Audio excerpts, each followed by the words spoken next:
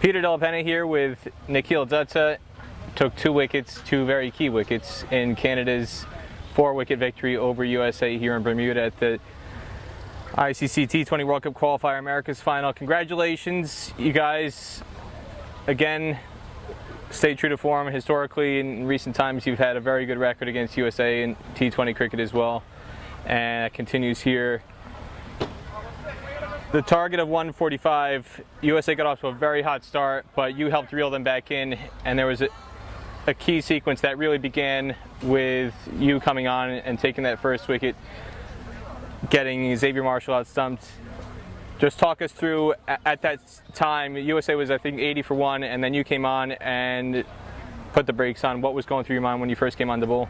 When I first came on to bowl, I think as a team we were trying to go for wickets. That would be the only way to peg them back considering the start they had.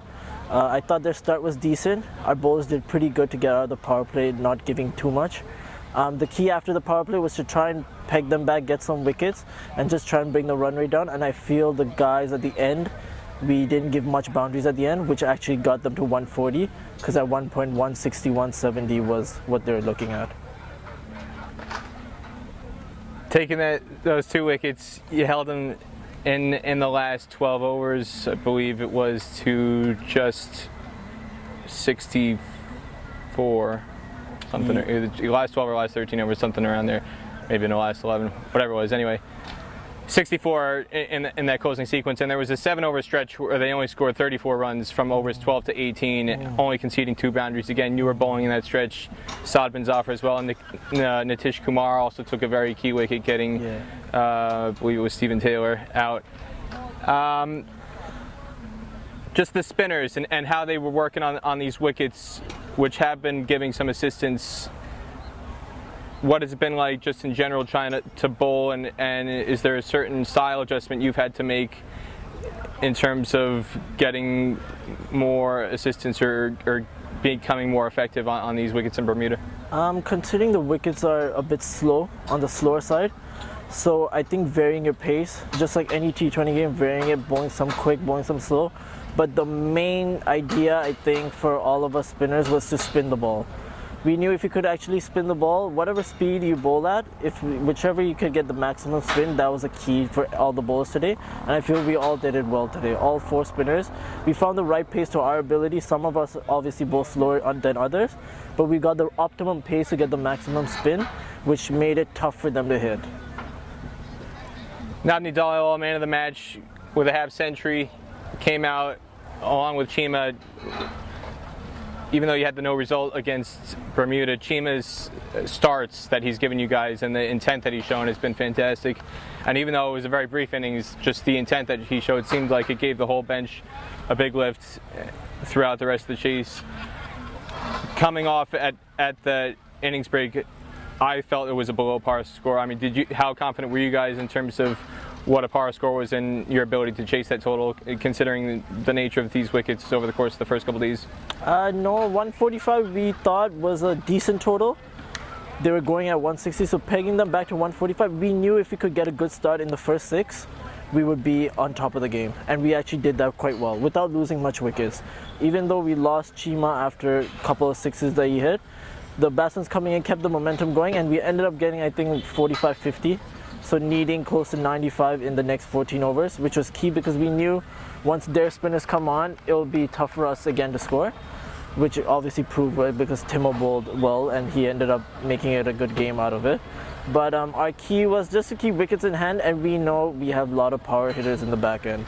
So even if we're not getting some good overs in, we know at the end we can catch up, knowing that the power hitters we have, a lot of guys that showed it in GT20, the striking ability they have. So we knew that having 8-9 for the last 4 overs wouldn't be that big of an issue. You guys needed 18 off the last 12 balls. USA was in the exact same situation against Bermuda and fell short. And in general, associate cricket, people tend to forget when they watch all these franchise leagues, 18 off 12 when it's Andre Russell batting is a piece of cake. But 18 off 12 in associate cricket is not easy. Definitely. What was going through your minds on the bench at the start of those last 2 overs, and just take me through that whole sequence? So yes, I believe the first 4 balls went for singles, but the way the intent was showing by the batsmen, we knew a boundary was on its way, and knowing the striking ability of both Dylan and Hamza, we know if the bowler, to be honest, Serb and Ganning really bowled well.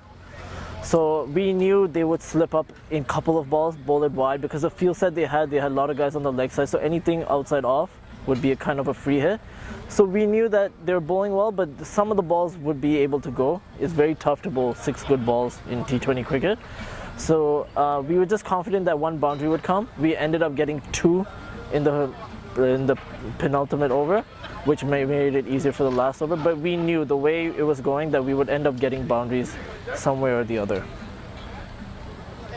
You guys had a very rough tournament in Namibia at Division 2, but again, historically, you guys have had a very good record against USA. You beat USA on that last day, but fell short on net run rate in terms of finishing in the top 4. You beat them again today.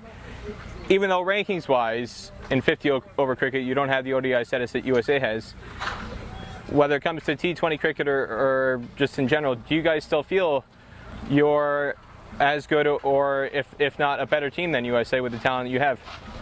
Definitely, I think we are a very good side. Coming into this tournament, we prepared well, having the GT20. So we always know that we have a good side. It's just trying to put it all together. And we know days that we have the key for Canadian cricket is that we have a lot of match winners.